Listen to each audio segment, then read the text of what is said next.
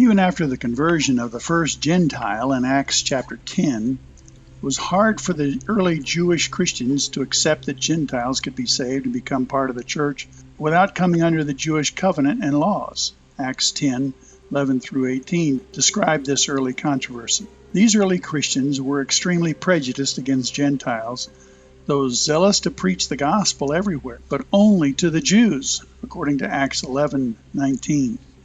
Due to the persecution in Jerusalem, Jewish Christians had fled to Antioch of Syria, where the gospel began to spread to a great number of Gentile proselyte Greeks, Acts 11:20. The Jewish Jerusalem church was nervous about the purity of Gentile converts, so they sent Barnabas 340 miles to investigate. He needed help. Barnabas remembered Saul was a Roman citizen, raised in a Gentile city, so he walked 125 miles to Tarsus to recruit Saul for the Antioch church, Acts 11:25. They pastored together for a year, Acts 11:26, from 43 to 44 AD. A severe drought motivated the mixed Christian church in Antioch to send some aid to the Christians in Judea. So Barnabas and Saul went to Jerusalem to deliver the offering, Acts 11:27 to 30. When they finished their mission, Acts 12:25, Barnabas and Saul returned to Antioch and were joined by John Mark, Barnabas' nephew. Sometime the next year, the church knew that 2 of their 5 pastors should spread the good news further to the Gentile world to the north, Acts 13:1 to 3. So they released them from their pastoral duties and sent them on their first evangelistic journey into the unreached towns, Acts 13:4, at about 45 AD. They would be gone for about 2 years. Barnabas, Saul, and John Mark probably walked to the port of Antioch or Seleucia to find a Rome-bound cargo ship of grain for a trip to the island of Cyprus, Barnabas' birthplace, according to Acts 4:36, which was about 100 miles off the shore of Syria. Stopping in Salamis, the team walked across the island, visiting an estimated 13 towns and villages, and eventually arriving at the east capital of Paphos, Acts 13:4 to 6. Paphos served as the seat of the island's government in the New Testament era. Upon their arrival, the missionaries were summoned to appear before the Roman proconsul, who desired to hear their message personally. Here, Paul faced his first opposition and also had the first recorded conversion to his gospel message. A Jewish prophet named Bar-Jesus sought to confound the apostles, but Paul withstood him, and Bar-Jesus was struck with blindness. Acts 13:6 to 12. Seeing what had occurred and becoming enamored with the gospel, the proconsul Sergius Paulus believed and became a disciple of Christ. As a result of this event, Western Cyprus became the first Christian-ruled district within the Roman Empire. When they landed at Perga, Pamphylia, then John Mark abandoned the team, returning home in Acts 13:13.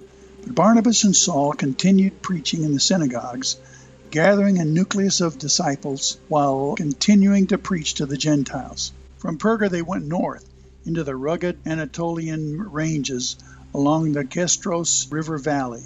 Here the narrative changes.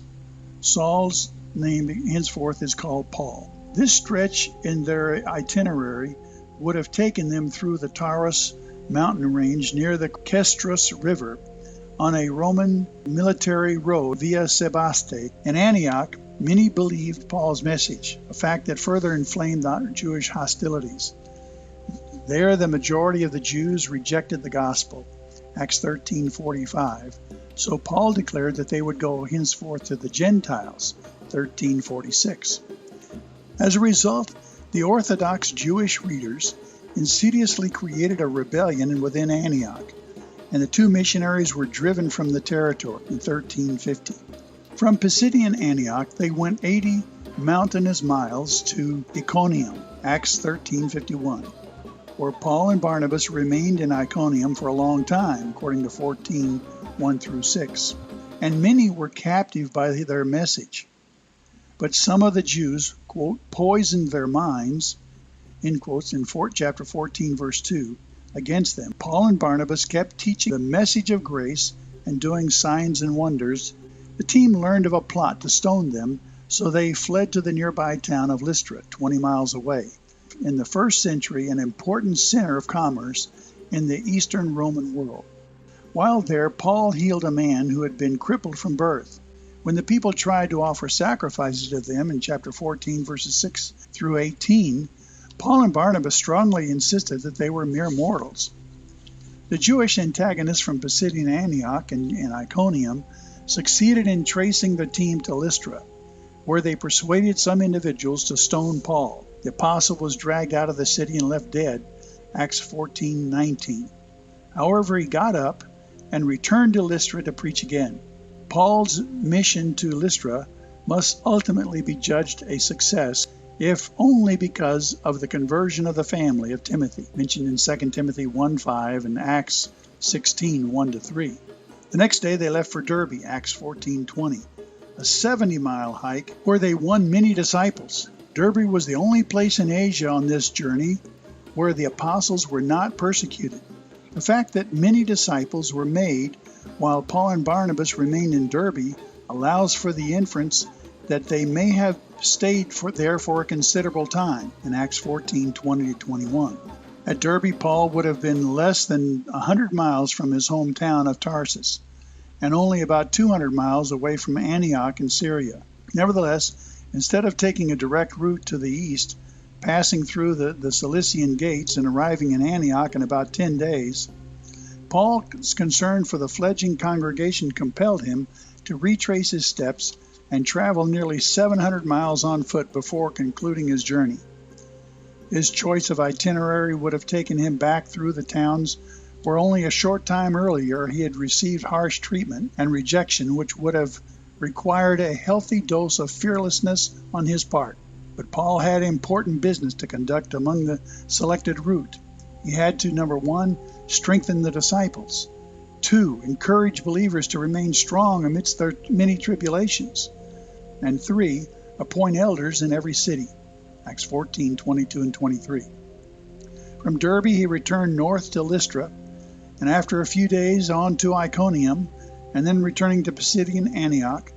Now he turned south through the mountain passes and making his way back to the province of Pamphylia on the coast in Acts 14:24.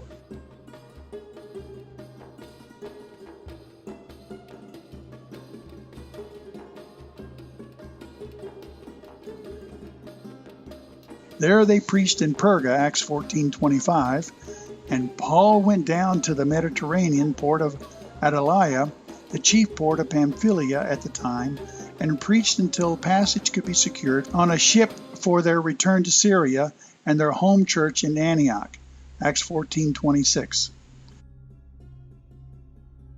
When they arrived back home, he reported what God was beginning to do among the Gentiles, Acts 14:27. They would stay there for a long time, it says in Acts 14:28, probably 3 years, from about 47 through 49 AD.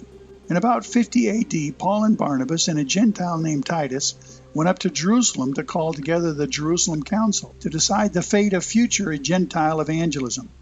Did Gentiles need to become Jewish to be saved? A gospel free of Jewish legalism was approved, and they were given the right hand of fellowship to continue preaching to the Gentiles the grace of God in Galatians 2:9. This was 14 years after Paul's conversion, according to Galatians 2:1-9 and Acts 15:2. Judas and Silas joined Paul and Barnabas when they returned together to Antioch in Acts 15:22, where they spent, quote, no little time with the believers in Antioch, chapter 14, verse 28. Thus ended the first evangelistic journey of Paul. He traveled 1,581 miles, walking most of the way at a maximum of 18 miles a day, in an estimated 53 days of travel, at a cost of about 237 denarii each. Their travel costs were about $830 for each one of them. This would be the shortest and cheapest of his journeys. The team spent the winter of 50 AD in Antioch before beginning their second evangelistic journey in the spring of 51 AD in Acts 15:36, which would be almost twice as long as their first journey.